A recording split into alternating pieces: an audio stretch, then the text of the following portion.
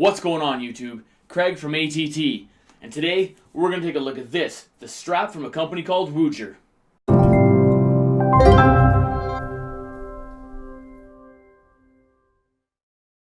As always, let's first take a look at the box. Like I said in all my other videos, not a big fan of unboxing, so we're just going to take a look at the box, see what's going on. So this is from a company called Woojer. I first got onto this from another YouTuber. He did a little review, sort of look at it.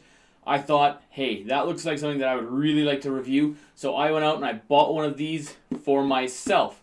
This is not given to me by anybody. This is straight from their Kickstarter. So it says right in the front here, the Woojer Strap.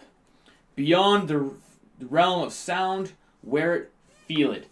So we're going to get into exactly what this thing does in a minute, but let's just keep going off this box. Nice box, and then it says here what's in the box.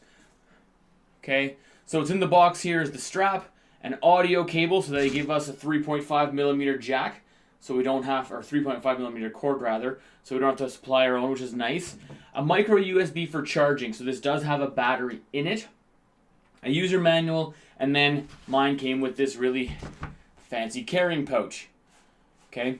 Other than that, there's really nothing else on this box. Here is the actual strap itself. Now, this thing gets big and it is stretchy. So on that regard, this is going to fit some pretty big individuals. I'm around 220 pounds and it fits me fairly decently. Okay, so if you're a bigger person or a smaller person, this thing can get fairly big. It's nice and stretchy. So build quality wise, this thing is definitely going to last. On the front, we have the main control. I'm going to call it the control console. Okay, so here it's got a plus and a minus for volume up and volume down. And then it's got an arrow up and an arrow down. Now the manual says that is for intensity. Let's just say vibration. It's going to kick that bass up in this strap. On the bottom, it has 3 holes. This one here is the input from your audio source. So your phone, your tablet, your PC, and it is a 3.5mm jack hooked in. The one beside it here, that is for your headset or headphones. And then the one beside it there is for your battery. So this does have a battery, you got to charge it, keep it charged so you can feel that bass. Now, on the front, like I said before, is this little control puck. Okay, in the center of it is the power button on. So I touch that. Let's see. Gotta hold it. There it goes. And you can see how it sort of lights up in this ring around it, which tells you that it is on. It also gave me a little vibration shock when it turned on. And then I can turn the volume up, down, and intensity up and down on my headphones. Okay. This thing does also have Bluetooth in it. So you can sync up a phone or a tablet and do this Bluetooth as well. Or I guess if you had a Bluetooth receiver in your PC, you could probably hook this up that way. I don't have one, so I'm not 100% sure on that. But I'll go through how to set this thing up for our Bluetooth as well in a minute. Okay. Here it's got the clasp. Okay. This clasp just clicks open, clicks closed. Very easy, very quick to get on and off. Nothing bad that way. And then at the back, we have another sort of unit. Now, on the back of this unit, there's a word called strap. And on the back of this unit, it also says strap. Both of these orange sort of pucks are vibrating motors. So when your bass fires in your song or in your game or in your movie, it is going to rumble your chest. Now I'm going to go over how you're supposed to wear this thing in a minute. And there's 3 ways I think that you can wear this. Now, they say in the instructions the best way to make this fit is to have them directly across from each other on your body. So if this one here is the center of your chest, this one here should be sort of in the center of your back, and so on. Okay? And then on the inside, it brings out some just sort of instructions, so they're always going to be with you. Okay, so all in all, the build quality of this is very, very, very good.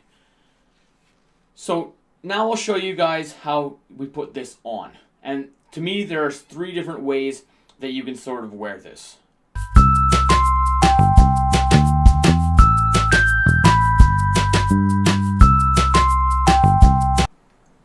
have here now is the sort of setup on me. So here is my Samsung S8.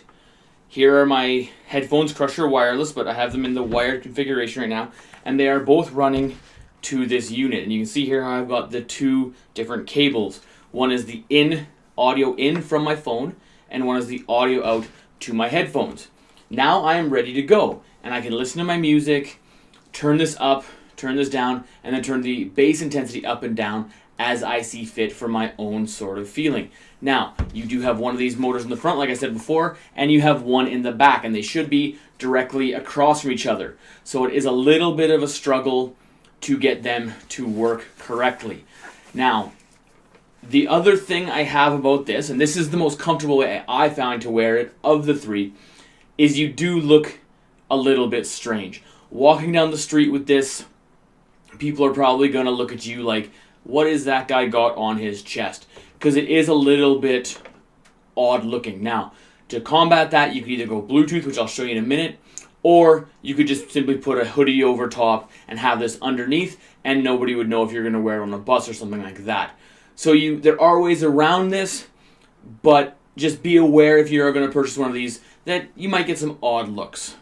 And here we have the setup with Bluetooth to the actual Woojer strap, and then we have a hard line coming from the strap to the headphones. This is the only way it works. There's no Bluetooth to this strap and then Bluetooth to headphones either, because these are Bluetooth headphones, but they still need to be hard lined in.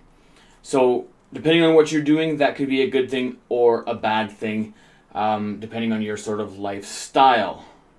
We've talked about how it looks. We've talked about how it sort of functions.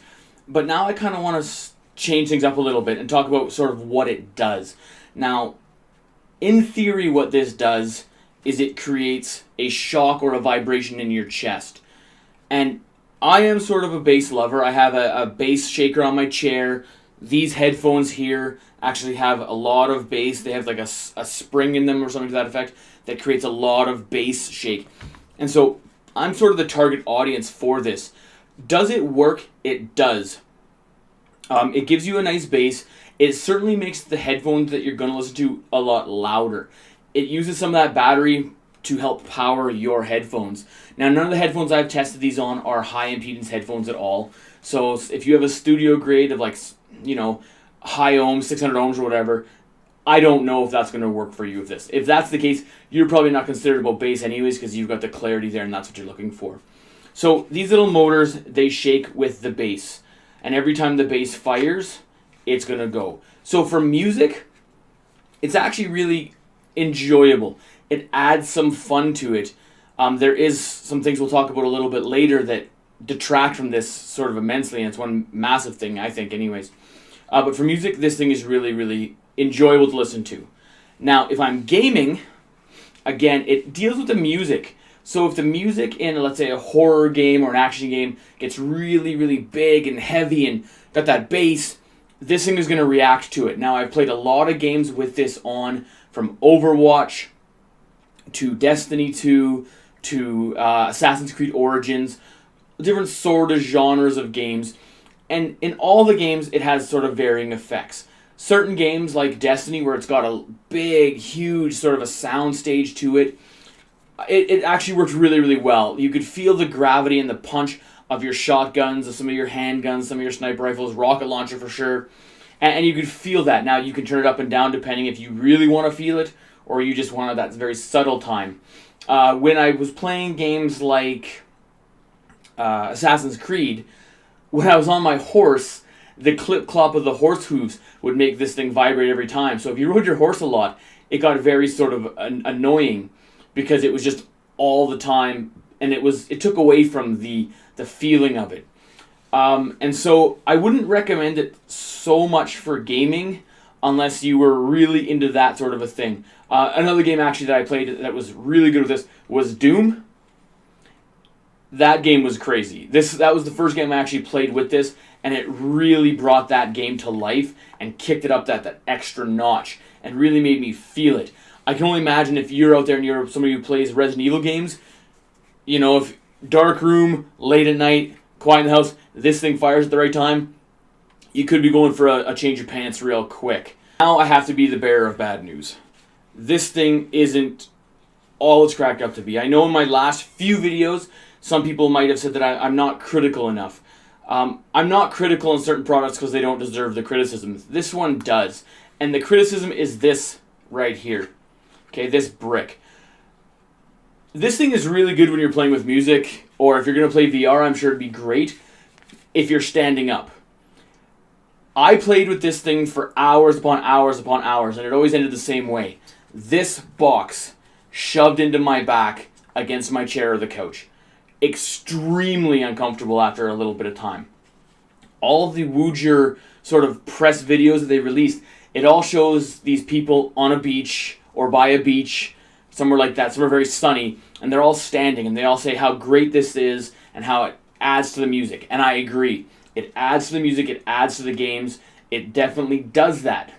But the second you sit down on this thing, or sit down with it on, it absolutely becomes painful after a little bit.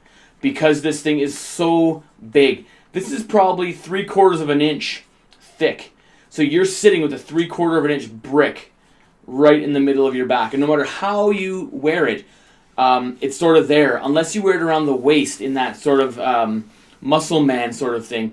But even then, it's at your lower back, where usually a lot of people will have like a lumbar support or a pill down there. And so it doesn't really, it's not comfortable. It's not comfortable. I have to knock it massive marks for this. I'm hoping, Woojer, you're out there and you hear this. And maybe on the next one. This little puck here, this thing is relatively small and unobtrusive. So if you had the very similar thing sort of back here, and then put the battery, which I'm only assuming the battery is housed in this big brick, put the battery up on her shoulder. And that way people aren't going to have to feel that in the back, because that detracts from this product. And otherwise, great solid product, so much that I honestly probably can't recommend this to people to go out and buy, unless you are a super duper bass head and you want to feel that feeling, or if you're one of those people out there who just loves VR.